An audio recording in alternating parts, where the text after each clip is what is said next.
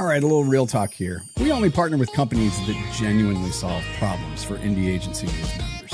No fluff, just proven expertise. So here's a reality check for indie agencies. You got a campaign concept that needs celebrity talent, an athlete partnership, influencer access, or maybe the perfect music track, but you're stuck guessing who's available and what it'll cost. That's where our exclusive category partner, Abalone Partners, comes in. With over 20 years of entertainment industry relationships, they help agencies like yours stop winging it and start winning. They'll tell you what's realistic before you pitch. Get your calls returned by people who usually ghost and negotiate deals weeks faster than you do alone. Ready to stop guessing? Visit abalonepartners.com.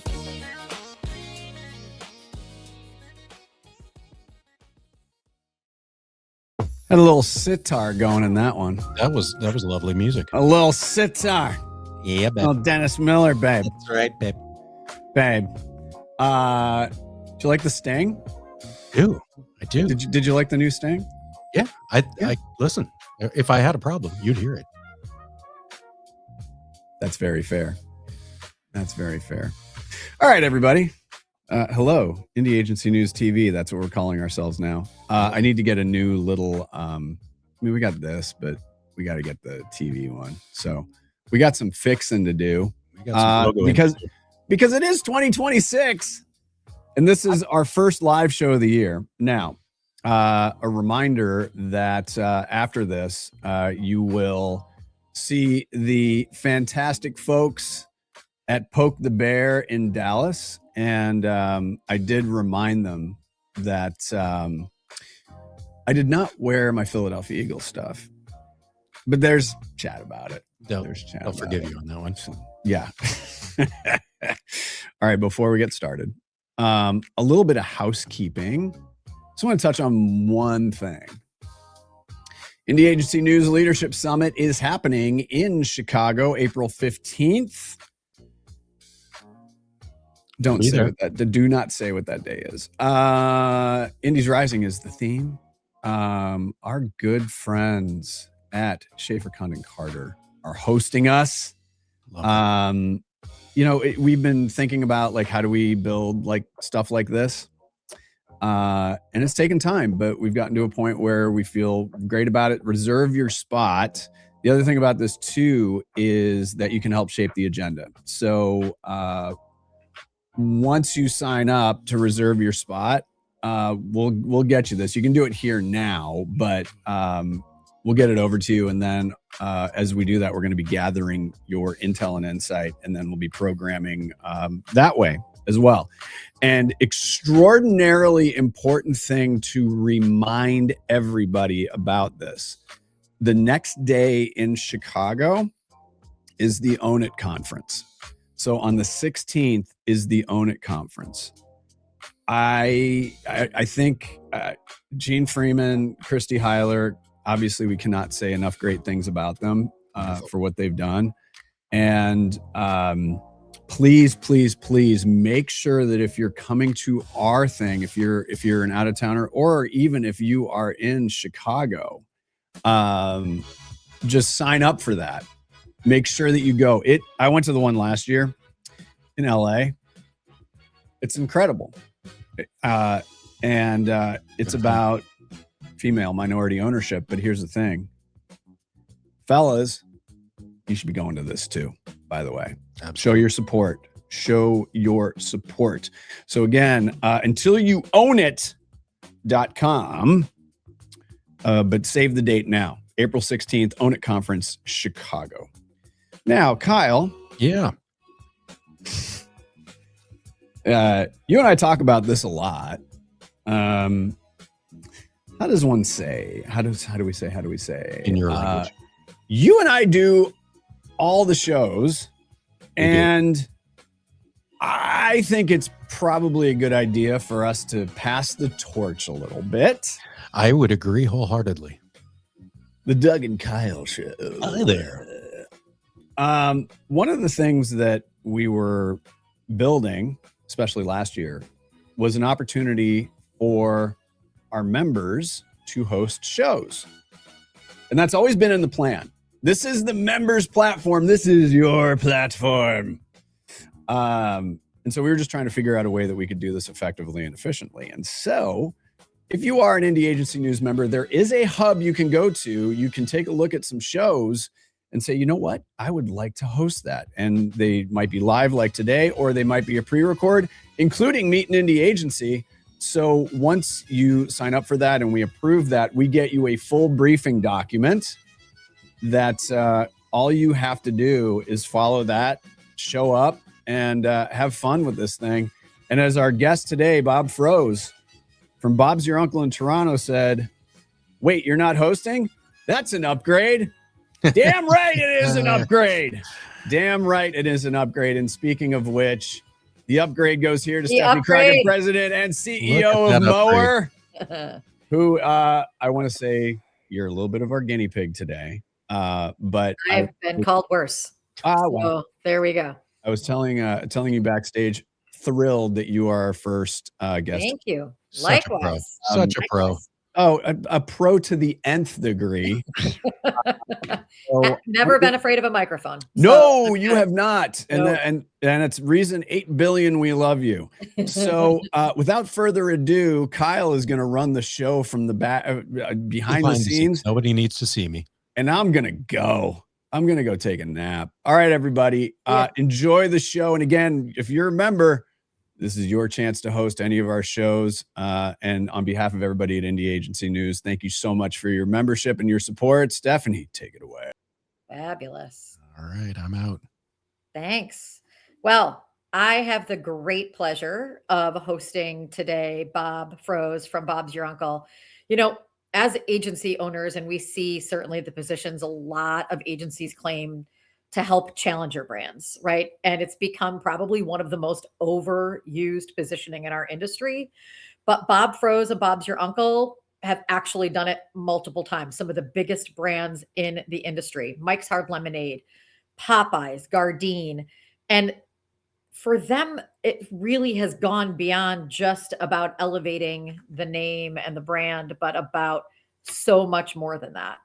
So today, what we're going to talk about is not whether challenger brand work matters. We obviously know that it does, but it's about really understanding what it really means and the specific strategic moves that really transform market position versus the sort of creative executions that just make challengers more visible, which, let's be honest, is I think what a lot of agencies are doing. So today we're really going to unpack this playbook with Bob, experts.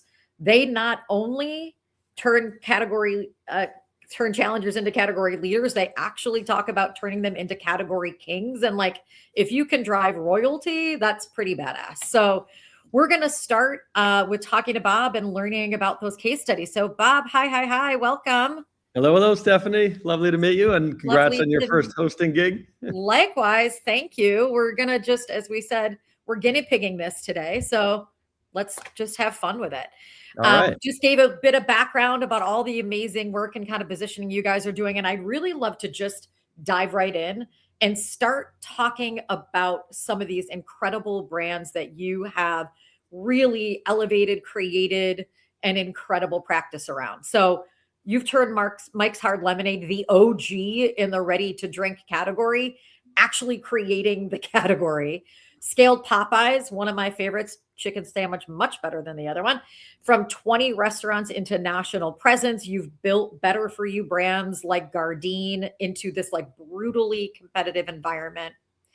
What I want to talk about is specifically what those kind of like 2 to 3 strategic moves are that actually transform the market position versus the creative executions, which are important, but that make the moves visible. But like, how do we tell the difference between strategy that really changes categories versus just tactics that improve visibility?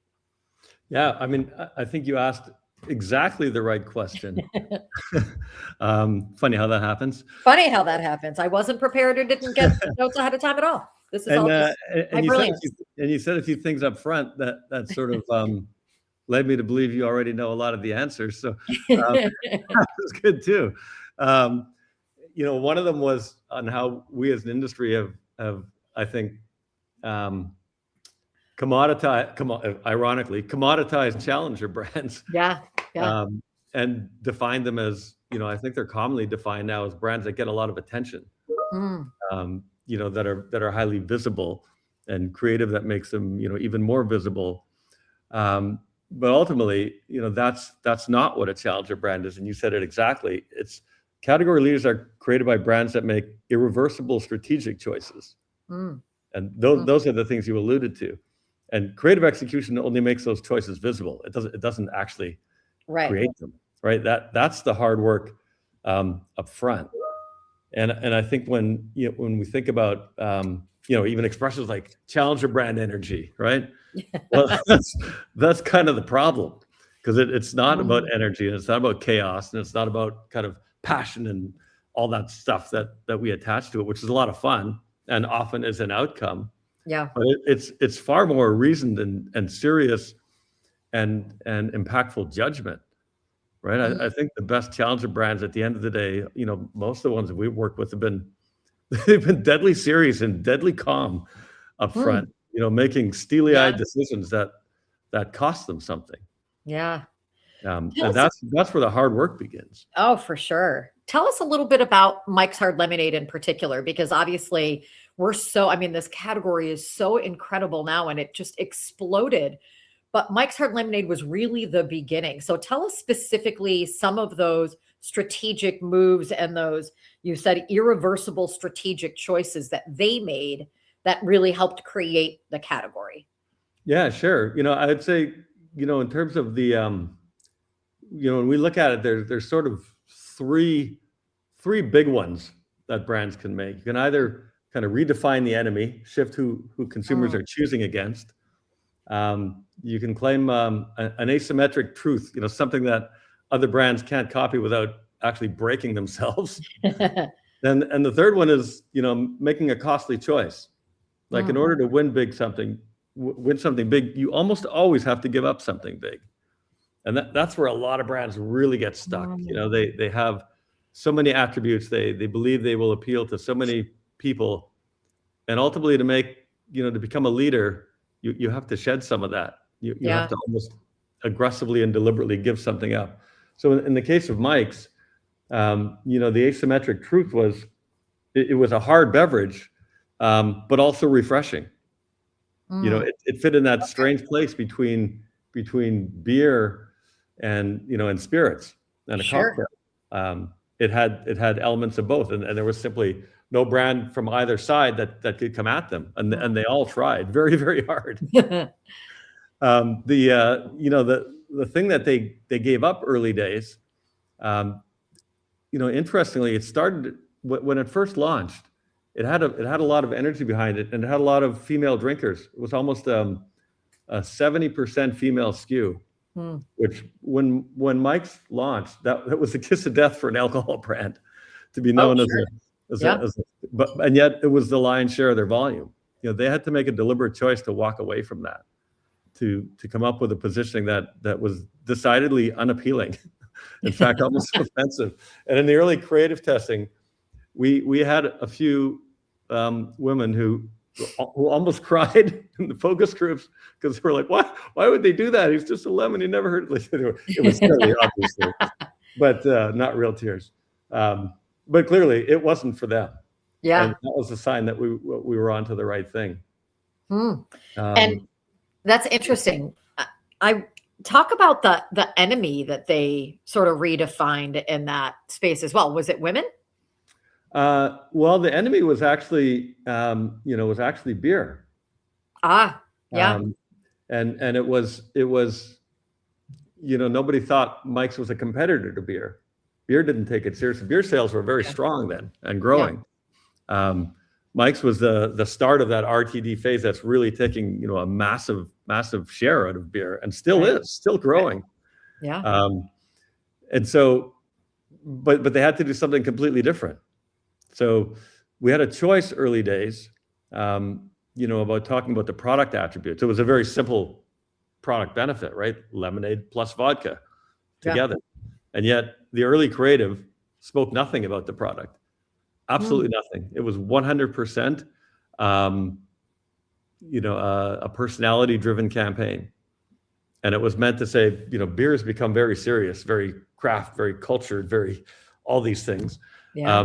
And this was just like an in-your-face, like, nonsense, frankly. But Right. because it was so different, we thought, the positioning in the campaign, everything about it should feel different and be different. And there wasn't even a pour shot. That's so interesting. You can imagine. There wasn't a Yeah. tight product shot. Like, it was all just an emotional, personality-driven campaign that put it on the map. And when we were talking to the owner back in the day, because we knew, every major spirit and beer brand in the world was going to come after them, and they were going to have far bigger budgets. And so we fought tooth and nail early days to say, we have to do something that's going to be forever iconic, that when, no matter who else comes in, and hundreds of brands came in with virtually identical products, and nobody was able to unseat Mike's, because it was just always the OG, and people were like, they're the ones. Right. Everyone else got in, but the category kept growing. It's such a fascinating story. And I think about knowing that you also took a brand like Popeyes, who was not in a new category, right? But was coming into a pretty saturated market in other spaces and other areas, the McDonald's and Burger Kings of the world, and kind of coming from 20 restaurants. And I know my first time eating Popeyes was in New Orleans, and my favorite city, the greatest city. And so tell me a little bit about that. I mean, they had 20 stores at the time, and now, I mean, they've just exploded. So thinking through that kind of three areas of redefining the enemy, claiming an asymmetrical truth, and making a costly choice to give something up. How did Popeyes approach that?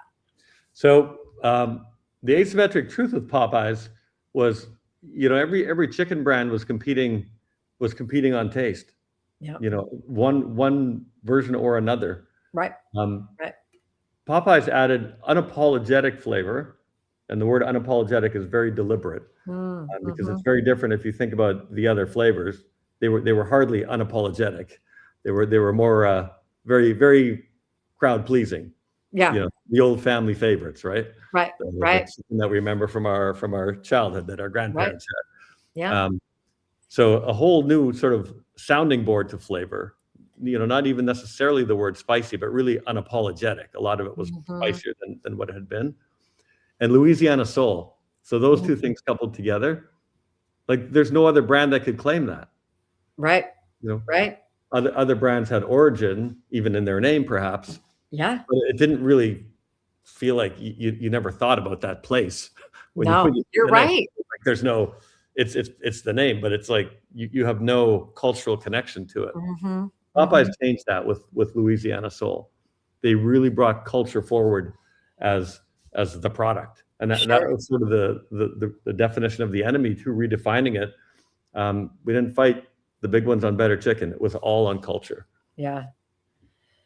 Which is really interesting. And I'm sort of sensing a little bit of a theme around the sort of personality and the culture and the emotion and all of that in what you did for Mike's Hard Lemonade, what you did for Popeyes. Is that something that you feel is part of that transformation, specifically in challenger brands category, regardless? I think it is. I think in order to, challenger brand has nothing to do with size or scale or visibility or, what they sound like. It has everything to do with that choice, and that choice can be made by a small brand or a big one. But it is absolutely that's what, very much what we look for. If we're trying to think about, is this brand really a challenger brand that's going to do the things that we think need to be done in order to move the needle, that ultimately allows you to do great creative. But again, the creative is just bringing visibility to that change. Yeah. Right. And that feeling when, you're working on a brand and it's just a matter of coming up with a better creative idea than another brand who has exactly the same kind of similar positioning. It's tough, right? And you get asked that question, like, how is this creative only for this brand? And often, if we're honest, it's like, well, we it can can come kind up of with a work for, yeah. good answer, but realistically, it could sort of work for. So for a real challenger brand, that's not the case, Right. right? If you've Right. made those decisions, and so those are the things we would look for, and part of it is really leadership led. It's like, Yeah. is this a brand that's willing to give something up? Like, are they willing to lose something? Yeah. To go forward and get something bigger. I'm so glad that you, I'm sorry, Bob. I didn't mean to. No, go ahead. Go ahead. I was just going to say, I'm so glad that you said that, because I was so curious about kind of diving into really what are those signals, because I think that a business or a market or a brand is ready to really be a challenger brand. Because I do think that a lot of people sort of they define challenger as the small guy trying to gain market share, right? Or somebody kind of coming with something really different. And there's a lot of CMOs who think they need better creative, but they actually need challenge and they need this category level transformation. So what do you think the signals are that demonstrate, that indicate that you're really ready for strategic repositioning that could sort of create a category, dominate a category, versus just like needing better campaign execution or needing to stand out? And what kind of questions should CMOs ask agencies to kind of figure out who can really deliver on that transformation versus the agencies that just claim they can? Yeah. I think, the signals we would look for, one of them is, sort of a plateau in growth. So if brands have had like a nice rise and they're plateaued, that's a transition signal. That's an opportunity, like maybe something transformational is needed. It could really work. Brands who've collapsed are rarely good candidates. Okay. Yeah. They might want to be, but that's a much tougher position to start from, because there tends to be a lot of panic, doesn't there? Sure. And franticness, and rightfully so. But these changes, like I mentioned earlier, this whole thing about challenger energy, it's kind of bullshit, because it's normally very calm.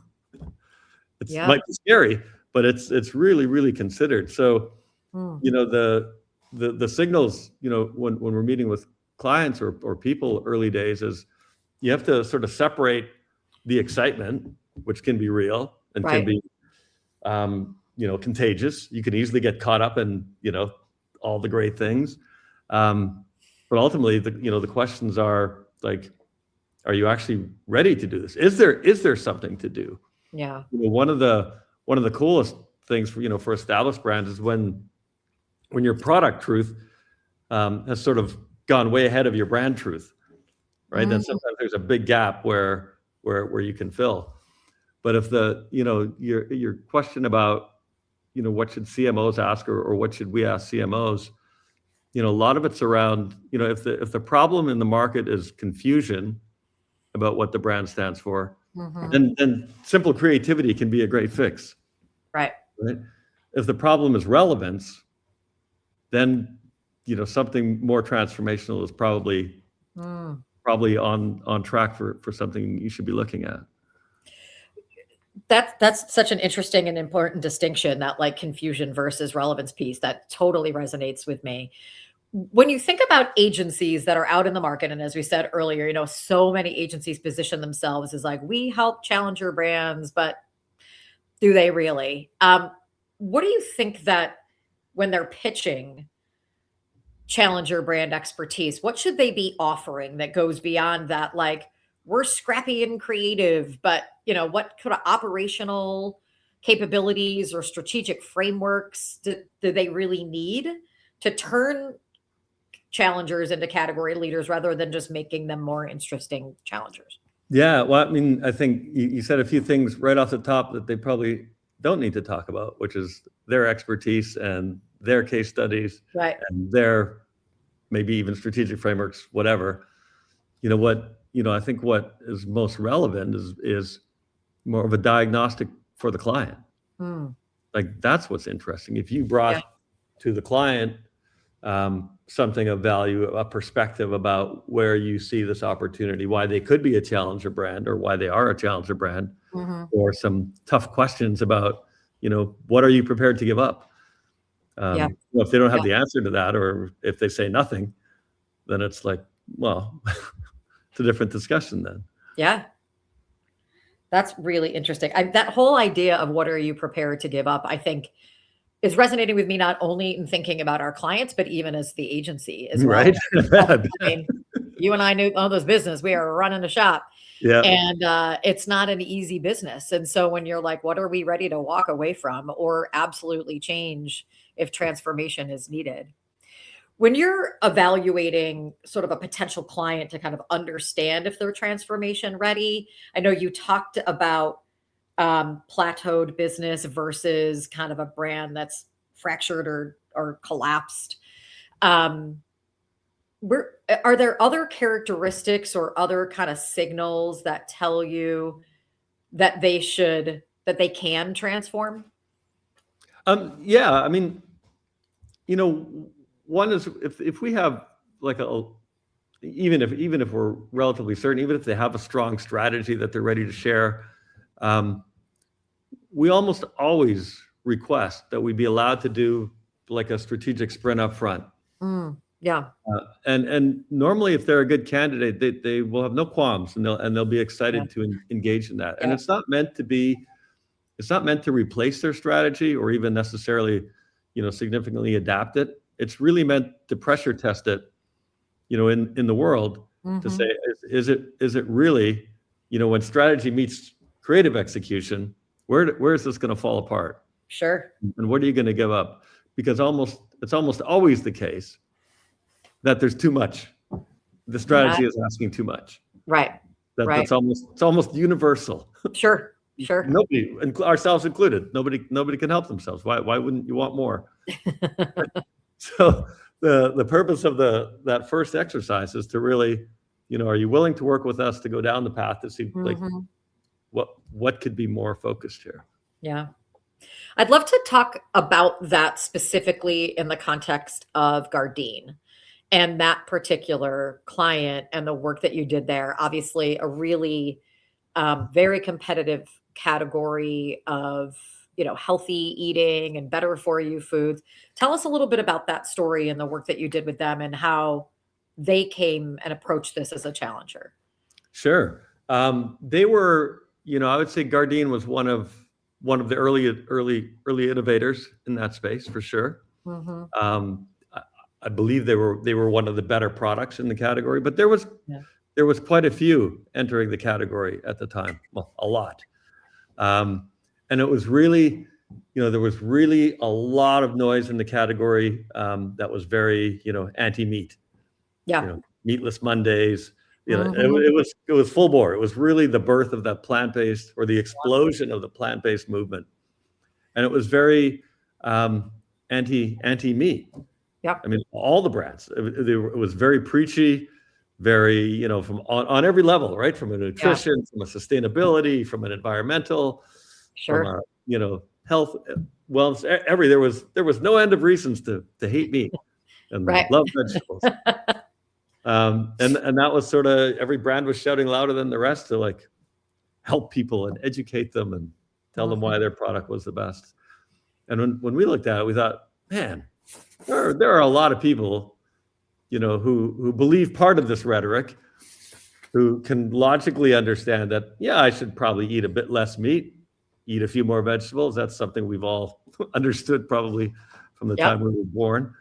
So nobody would resist that. But the idea of like, why do I have to give up meat in order to like live better? Why can't I live in, have balance? Right. Moderation, better choices, sometimes, but not all the time.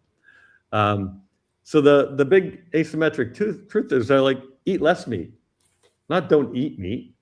Yeah. Just eat less meat, not to be a vegetarian. And so the competitor or the consumer that we gave up, we obviously didn't lose all of them, but we stopped appealing to a lot of them was vegans and vegetarians. Because they have a stance, right.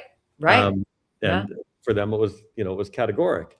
But the idea of unlocking what became known as flexitarians, like people who eat, like most people, meat and vegetables, right. That was the sort of unlock there, and we didn't go fight against other veg brands. We fought against the idea of this label. Right. And then, you know, creatively, the campaign took it on as a flirt.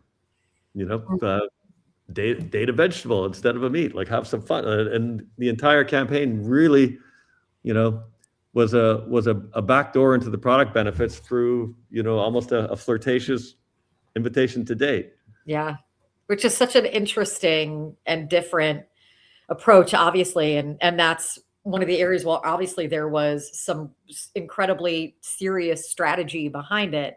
That creative execution on it was really groundbreaking and kind of brought all that strategy to life. Yeah, it was a lot of fun. And I bet. Got a lot of attention. It got a lot of coverage. Yeah, well, Yeah. absolutely, and well deservedly. We are coming up on time, so I just wanted to ask a couple quick little, just like quick hit questions for you as we end. We could probably sit here and talk for the next I'll try and give you quick answers. 2 hours, but okay. What do you think the biggest lie that agencies tell about challenger brand expertise that signals that they can't actually deliver a transformation? I mean, I think the biggest lie is they let them believe that they're a challenger brand if they're not. Yeah, right. Honestly, and I think that happens all the time. I think everyone wants to wear that label. Well, I shouldn't say everyone. A lot of brands want to wear that label. Yeah.